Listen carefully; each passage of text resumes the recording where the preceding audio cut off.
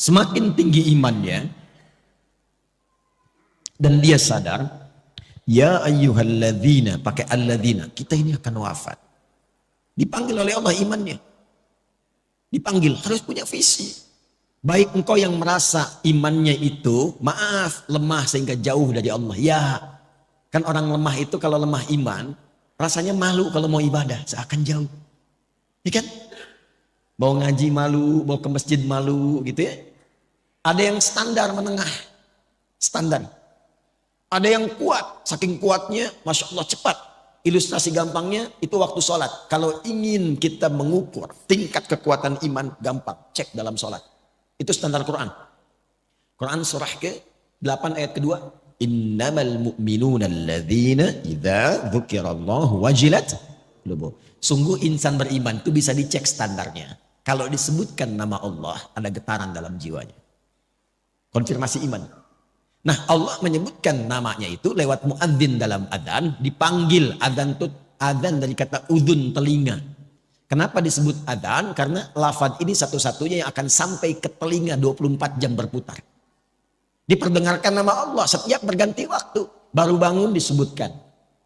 Siang disebutkan, sore disebut sampai malam. Untuk dilihat standar iman dalam sehari itu bagaimana kualitasnya. Karena kata Nabi, nanti ada yang yusbihu mu'mina wa yumsi kafirah. Paginya kuat, sorenya lemah, bahkan ada yang kufur. Allahu akbar, Allahu akbar. Ya. Kita ambil misalnya zuhur jam berapa? Subuh jam berapa? 4.24, 4.22 terjadi perbedaan pendapat.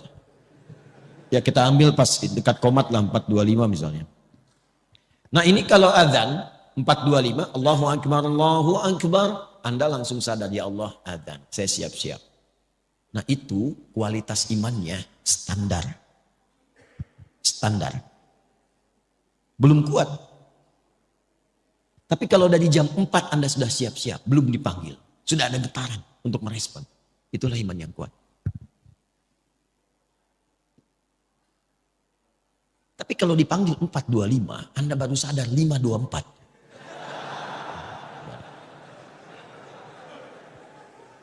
Nah ini yang dimaksud. Tapi ketika berbicara tentang visi dan misi hidup, Allah tidak bedakan. Dipanggil semuanya. Hei baik yang merasa imannya masih lemah, yang menengah ataupun yang kuat. Itu Masya Allah. Allah panggil semua dengan engkau mengerjakan ini. Yang lemah akan jadi kuat, yang kuat semakin rekat, dan yang menengah akan semakin dekat dengan Allah Subhanahu wa taala. Wal tanzur nafsum ma qaddamat. Engkau harus punya visi untuk pulang. Jangan-jangan dunianya nyaman, akhiratnya terancam. Maka cara menyusunnya begini. Nah, ini yang paling penting. Kalau kita ingin menjalani aktivitas dunia supaya nyaman, jadi apapun silakan. Ini tidak merubah status Anda. Yang wali kota tetap wali kota. Yang camat tetap camat. Yang dosen tetap dosen. Nggak berubah. Tinggal Anda ingin upgrade atau tidak. Saking pentingnya bunyi itu ya. Mengingatkan. Ya suruh nanti saya terangkan. Tarik ini sampai ke masa kita sekarang. Dari sini dulu. Dari akhirat. Ini kan tempat pulang terakhir kan. Logika sederhananya begini. Kalau kita ingin menempati tempat untuk pulang yang terbaik. Sekarang sedang kita beraktivitas. Berarti kita siapkan kan. Tempat yang bagus, kalau pulang nyaman, tempatnya enak dan sebagainya. Nah Allah sudah menawarkan melalui Rasulullah, ada 8 tempat indah saat pulang di akhirat. 8 jenis. Yang disebut dengan jannah, surga. Jadi surga itu ada 8 jenisnya. Dari mulai yang biasa, tapi maaf, sebiasa-biasanya pun surga. Ya, mala ainan ra'at, wala udhunun sami'at, wala khatara ala qalbi bashar. Itu indah. Ingin apapun seling langsung ada. Itu ada di Al-Baqarah ayat 25. Wa utubihi mutasyabihat.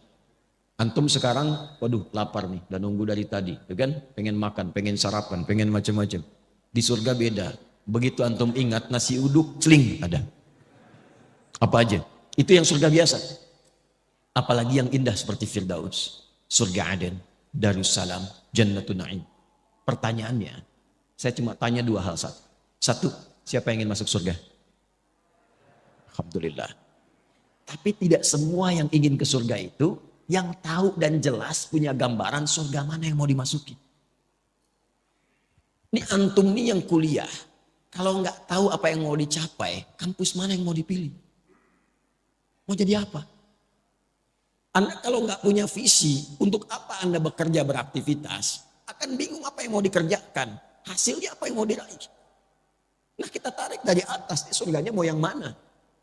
Supaya jelas. Nanti dari situ muncul kurikulum. Itulah yang dikerjakan selama hidup. Itu aja terus. Sampai wafat. Hidup itu kan gampang. Cuma tinggal menunggu wafat saja. Setelah itu selesai kita mendapatkan apa yang disiapkan. Nah saya ingin cepat karena waktunya tinggal 15 menit lagi. Setelah itu kalau ada waktu kita diskusi. Supaya memberikan kesempatan Syuruk dan yang lainnya. Fokus baik-baik. Saya akan cepat dari 8 jenis surga ini kita sepakati dulu jamaah. Mau surga yang mana? Ya, gak apa-apa. Saya paham ya. Kalau kan selalu terjadi begitu, nggak ada masalah ya. Nggak ada masalah. Memang rumusnya begitu. Kalau kita mau pilih sesuatu, pilih yang tinggi. Sehingga nanti effortnya dari dalam diri kita itu semakin kuat ingin mencapai. Jadi kalau nggak nyampe, nyangkutnya masih deket-deket. IPK 4, target belajarnya itu kuat. Kalau nggak nyampe, nyangkutnya ya 3,9, 3,8. Jadi kalau mau target surga, target kan yang tinggi. Sebab kalau yang biasa-biasa, yang penting ke surga ya nggak apa-apa. Kalau nggak nyampe, nyangkutnya di mana?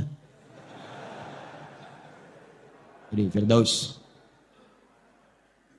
Sudah? Oke, tarik sini. Tinggal keluarkan di Al-Quran kurikulum surga Firdaus. Tunggangi aktivitasnya di bumi. Dan alhamdulillahnya nggak pernah disebutkan dalam Quran hanya kiai, hanya ustadz, hanya habib, hanya tokoh, hanya ulama masuk surga ini. Tidak. Allah turunkan dalam bentuk sifat dan kegiatan kurikulum. Quran surah ke-23 ayat 1-9. Qad aflahal mu'minun alladzina hum fi salatihim. Terus sampai Anda dapatkan, perhatikan, ulaika humul warithun alladzina yarithuna al-firdausa hum fiha. Dan itu pakai alladzina. Semua berpeluang masuk ke surga situ. Bahasa bebasnya begini, ada calon penghuni surga Firdaus yang sedang beraktivitas dan berpetualang di bumi. Siapa mereka itu?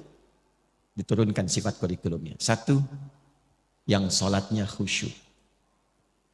Sholat khusyuk. Jadi bukan sekedar sholat. Surga biasa, yang penting sholat. Yang penting sholat. Surga Firdaus, sholatnya dinaikkan kualitasnya khusyuk. Anda bisa menjadi pejabat silahkan. Presiden, gubernur, bupati, wali kota, camat, lurah, RW, RT dan sebagainya silahkan. Tapi kalau pengen ke Firdaus, Anda mesti sholat. Ke surga Firdaus itu ditentukan bukan dengan jabatan dunia. Tapi dengan kualifikasi ini. Dan sholatnya mesti khusyuk. Jelas di sini? Kemudian walladzina hum 'anil laghwi mu'ridun. Menata diri supaya bermanfaat. Yang tidak penting tidak dilakukan. Bicara yang penting. Yang nggak penting diam. Lihat yang penting-penting. Yang nggak penting nggak harus dilihat. Dengar yang penting-penting. Yang tidak penting tidak harus didengar. Sampai ke ujung kaki. Nah, kalau sudah paham ini, tunggangi menjadi sifat kegiatan. Kalau sudah kita tunggangi sampai wafat, sabar sampai meninggal. Insya Allah. Ini siap. Walladzina hum lizzakati fa'ilun. Dia pun bekerja itu untuk mewujudkan targetnya ini. Ke Firdaus. Jadi dia berusaha itu untuk mendapatkan harta, capaiannya bukan kaya. Makanya komen Nabi. Dan ingat ya, kalau Nabi sudah komen itu, kita umatnya langsung like, share, and subscribe. Gak usah ditawar. Komen Nabi sederhana. Kata Nabi itu gini, au kama qala, kaya itu biasa bagi umatku. Jadi Nabi memandangnya biasa. Karena sifat dunia itu ya kecil sekali gitu. Biasa. Yang Nabi khawatirkan itu adalah umat yang tak mampu memanage kekayaannya. Nah, calon penghuni surga Firdaus ini, dia pun kalau berbisnis, berdagang, berusaha untuk kaya, bukan sekedar kaya, kayanya itu untuk beramal, lizakat, minimal untuk zakat. Ini. Jadi bukan untuk memenuhi dunianya. Dan ketika Anda mengejar akhirat, dunia pasti ikut. Demi Allah saya katakan, Anda kejar akhirat, dunia pasti ikut. Nggak ada ceritanya orang mengejar akhirat kehilangan dunia, itu nggak ada. Dan itu akan sesuai porsinya dengan kebutuhannya. Saya tanya Anda, zakat itu berapa persen? 2,5%. Itu yang standar ya. Standar pokok, 2,5%. Ya Allah, hamba sudah berusaha sholat semaksimal sampai hidup saat ini. Hamba ingin menaati-Mu ya Allah. Berikan kesempatan untuk bisa berzakat selama hidup. Hamba tidak minta banyak ya Allah. Hamba ingin surga Firdaus, setidaknya berikan kesempatan 25 juta aja bisa zakat. 25 juta aja bisa zakat. Zakat 25 juta. Tapi kan Allah kasihnya 1 miliar. 2,5% dari 1 miliar berapa? 25 juta kan? Jadi ketika Anda minta 25 juta untuk zakat, Allah kasih 925 juta lebihnya. Itu konsep dasarnya. Jadi kalau Anda niatkan yang bisnis, yang kerja untuk menaati Allah, untuk ibadah, mengikuti pedoman Rasulullah, dunia ikut. Nanti lebihnya tinggal dibagi untuk keluarga yang dekat, keluarga menengah, keluarga jauh. Disinilah muncul skema infak namanya. Diatur kebutuhan Anda berapa, lebihnya itu untuk beramal. Makanya kita pandai-pandai melihat Allah titipkan apa kepada kita. Cuma 4 pilihannya. 1 ilmu, 2 harta, 3 kedudukan, 4 tenaga. Dan keempat ini contohnya sudah ada pada kepribadian para sahabat ketika belajar dengan Nabi. Dan Nabi mengakumulasi semuanya. Jadi ketika Anda dititipkan pengetahuan, ilmu, mau jadi apapun. Maaf, ustadz, dosen, macam-macam. Nah, pertanggungjawaban pertamanya itu pertanyaannya bukan seberapa besar gelar Anda. Berapa banyak ilmu itu yang telah mengenalkan Anda dengan Allah. Kan jelas, itu setiap bangun loh standar. Jadi kalau kita bangun tidur, itu langsung ditanya ya pada diri kita melalui hadis Nabi. Sampai bangun itu sudah seberapa dekat dengan Allah. Ingat Allah enggak? Itu ada di Abu Daud nomor hadis 1367. Silahkan dicek. Dari Ibnu Abbas radhiyallahu ta'ala anhuma. Itu kata beliau kalau Nabi bangun dari tidurnya, kana Nabiyyu sallallahu alaihi wasallam idza istaiqadha bin naumihi fajalasa. Kalau Nabi bangun dari tidur duduk dulu. Enggak langsung, jangan langsung beraktivitas, duduk supaya tenang. Wa masaha biyadihi min athari naumih. Kemudian menghilangkan bekas ngantuknya dengan tangan yang bersih ya. Karena nanti ada hadis lain kalau menduga tangannya kotor cuci dulu. Karena engkau tidak tahu kemana tangan itu berkelana saat tidur. Setelah sadar baru baca. Apa yang dibaca? Sebelum doa itu ada bacaan dulu wa qara'a khawatim surah Ali Imran dan membaca 11 ayat terakhir surah Ali Imran. Surah itu kurikulum hidup yang menyadarkan jangan sampai bangun dan beraktivitas Anda tidak kenal Allah. Apapun profesinya. Inna fi khalqis samawati wal ardi wa ikhtilafil laili wan nahari la ayatin li ulil. Siapa ulul albab itu? Alladzina yadhkuruna Allah qiyaman wa qu'udan wa 'ala wa yatafakkaruna fi khalqis samawati wal rabbana ma khalaqta hadza batila subhanaka faqina. Jadi Anda mau tugas jadi udara, darat, lautan, bekerja apapun, kalau Anda mengaku muslim, ingat Allah. Itu poin.